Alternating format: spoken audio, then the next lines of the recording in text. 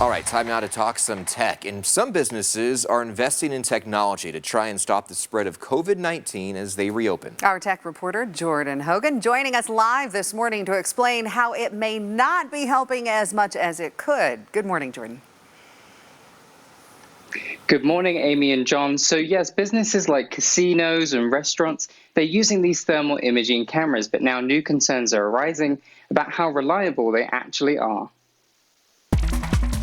Typically, when you have your temperature taken at the doctor, it's with a thermometer in your mouth or in your ear. But now some businesses are using tech to check if you have a fever before entering because it's one of the symptoms of COVID-19. The problem is the cameras being used may not be quite as accurate as we think they are if they're not being used properly. Unfortunately, data from previous crises like SARS and Ebola and so on seem to indicate that the effectiveness of this approach really depends upon how well it's executed, how well it's set up, and how well the protocols are followed. This room for error is raising concerns for experts like Rajesh Menon, an electrical engineering professor at the University of Utah. There are many complications involved. The human skin may not necessarily reflect the temperature of your body. Typically, the most reliable place to measure temperature is the tear duct of the eye. Another area of concern is for people who are not showing any symptoms, whether it's because they're asymptomatic or they took something to mask their symptoms. If one takes a fever-reducing medication, of course, your fever goes away, so your camera will not detect it. So that's another obvious practical concern. Privacy is also something businesses should be considering with these thermal imaging cameras.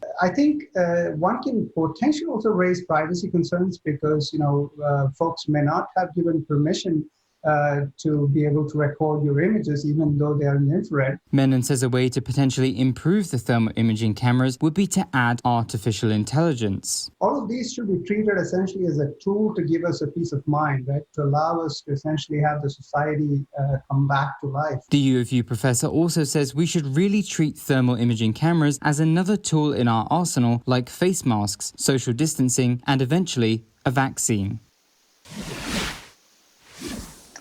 All of this isn't to say necessarily that these thermal imaging cameras do not work. However, it does mean that they need to be calibrated properly so we don't get any inaccurate results. John and Amy? Yeah, it's so important to get that accurate temperature read. If we're going to be in situations with a lot of people, we want to be as safe as possible.